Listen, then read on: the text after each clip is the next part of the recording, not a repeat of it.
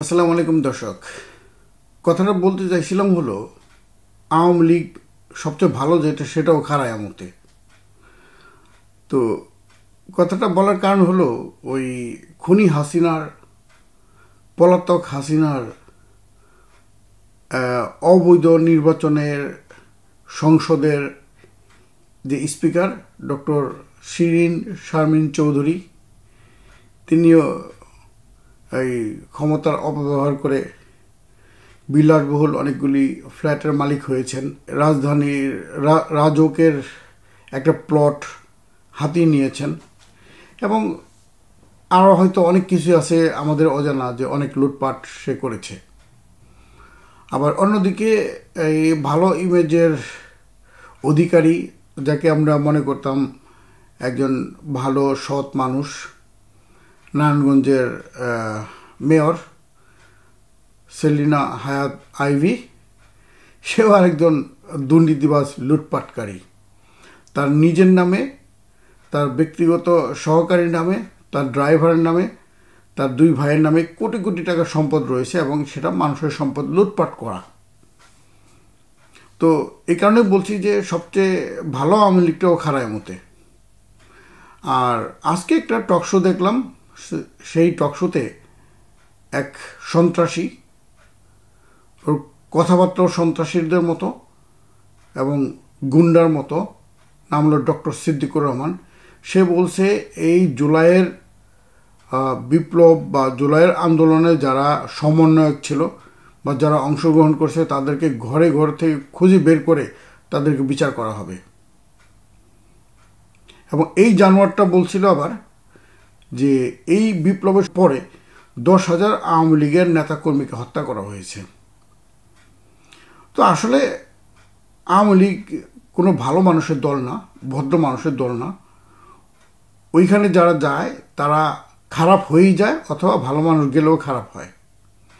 আবার যদি কোনো ভালো মানুষ কখনো থেকেও থাকে, তারা ওখানে টিকতে পারে না, চলে যায়। তো আমি ব্যক্তিগতভাবে আজ পর্যন্ত আওয়ামী লীগ এবং ভালো এই কথাটা আমি শুনি নাই, বা এরকম করে মানুষ দেখে নেই যে আওয়ামী লীগ তারপরে ভালো। যা দেখছি সব হলো গুন্ডা, বদমাশ, চুর, ডাকাত, খুনি, লুটপাটকারী।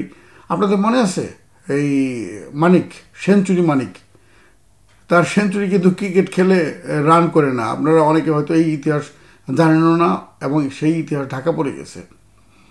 ইতিহাসটা হলো জাহাঙ্গীরনগরের ছাত্র মানিক, যে ধর্ষণ করে সেঞ্চুরি উদযাপন করছে। পৃথিবীর ইতিহাসে আমার মনে হয় এমন ঘটনা আর দ্বিতীয় আরেকটা হয় নাই, যেটা একমাত্র আওয়ামী লীগের অর্থাৎ ছাত্রলীগ দ্বারা হয়েছে, যেটা আওয়ামী লীগেরই অঙ্গ সংগঠন। আর অন্যদিকে জগন্নাথ বিশ্ববিদ্যালয়ের ভিসি ডক্টর মিজানুর রহমান, সে বলছিল কি, আমাকে যুবলীগের সভাপতি করলে আমি আরও বেশি খুশি হইতাম। কোন কোন একটা দলের? যুবলীগের। আর সেই যুবলীগের কাজ কি? খুন, হত্যা, ধর্ষণ, লুটতরাজ, ডাকাতি, চুরি, এমন কোনো অপরাধ নাই তারা করে নাই বা করে না। সেই দলের সভাপতি, সেই যুবলীগের সভাপতি উনি হতে চাইছেন। তাহলে বুঝতে হবে যে ওনার মনের ভিতর মানুষ ছিল না, ওনার মনের ভিতর থাকে পশু, যে কারণে মানুষ থেকে উনি পশু হইতে চাইছেন। আচ্ছা, এরপরে ওই ঢাকা ইউনিভার্সিটির ওই 10 টাকায় না কয় টাকায় চা সিঙ্গারা পাওয়া এক ভিসির কথা মনে আছে? যে একটা বেয়াদব, অসভ্য, সে কি বলছে, ঢাকা ইউনিভার্সিটি এটা গর্বের বিষয় যে 10 টাকায় এখনও চা সিঙ্গারা পাওয়া যায়। মানে ঢাকা ইউনিভার্সিটিতে মানুষ চা সিঙ্গারা খাওয়ার জন্য যায়, পড়ালেখার মান ভালো না হলে কোনো সমস্যা নেই, তাই না? বাংলাদেশে আওয়ামী লীগ যারা করে তাদের নাম, ঠিকানা, তাদের একটা ডাটাবেস থাকতে হবে এবং তাদেরকে তাদের অপরাধের জন্য কঠিন বিচারের সম্মুখীন করাইতে হবে। তাদেরকে যদি এভাবেই ছেড়ে দেওয়া হয় তাহলে ওই আগের মতোই হবে। তাদেরকে এভাবেই ছেড়ে দিলে আগের মতো কী হবে, সেটা হচ্ছে যে 1971-এর পরে যখন আওয়ামী লীগ ক্ষমতায় আসলো, স্বাভাবিকভাবেই সারা দেশের মানুষ আওয়ামী লীগকে ভোট দিয়েছে এবং অন্য কোনো দল ছিল না, তো ভোট দেবে কাকে? যাই হোক, তো তখন ক্ষমতায় এসে তারা কি করছে, লুটপাট, ব্যাংক ডাকাতি, হত্যা, ধর্ষণ, মানে গুম, এমন কিছু নাই তারা করে নাই।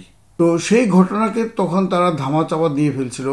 তখন পরবর্তীতে তারা দীর্ঘ 25 বছর ক্ষমতায় ছিল না এবং এই সময়ে তারা প্রোপাগান্ডা চালিয়ে ওই ঘটনাকে মিথ্যা প্রমাণ করতে পেরেছে এবং যে কারণে তারা আবার ক্ষমতায় আসতে পারছিল। যদিও তখন ভোট লুটপাট করে ভোটে তারা ক্ষমতায় আসেনি। ওই সময় একটা ইলেকশন হয়েছিল এই কেয়ারটেকার গভর্নমেন্টের আন্ডারে।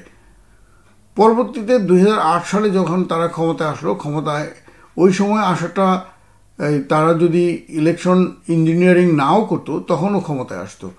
কিন্তু তারা ইলেকশন ইঞ্জিনিয়ারিং করলেও ক্ষমতায় আসলো। মানুষের প্রত্যাশা ছিল যে আওয়ামী লীগ পশু থেকে হয়তো মানুষ হয়েছে বা হবে, কিন্তু সেটা তারা হয় নাই। তারা পশু ছিল, পশুই রয়ে গেছে। যেটা তার প্রমাণ হচ্ছে এই গত 15 বছর তাদের দুঃশাসন, হত্যা, খুন, ধর্ষণ, চুরি, ডাকাতি, লুটতরাজ, এমন কিছু নাই তারা করে নাই। এবং এই লুটতরাজ করতে যে, এই হত্যা, খুন, ধর্ষণ এগুলি করতে যে কী হয়েছে, তারা জনগণের কাছ থেকে বিচ্ছিন্ন হয়ে গেছে এবং জনগণ এবং ছাত্ররা এক মিলে তাদেরকে ক্ষমতা থেকে নামাইছে। তো এখন তারা বলতেছে হাসিনাকে নাকি জোর করে, খুনি হাসিনাকে নাকি জোর করে ক্ষমতায় থেকে নামানো হয়েছে, সে নাকি পদত্যাগ করে নাই। আরে খুনি হাসিনার মনোনীত বা সিলেক্টেড প্রেসিডেন্ট চুপ্পু, সে কিন্তু সংসদ বাতিল করে দিছে।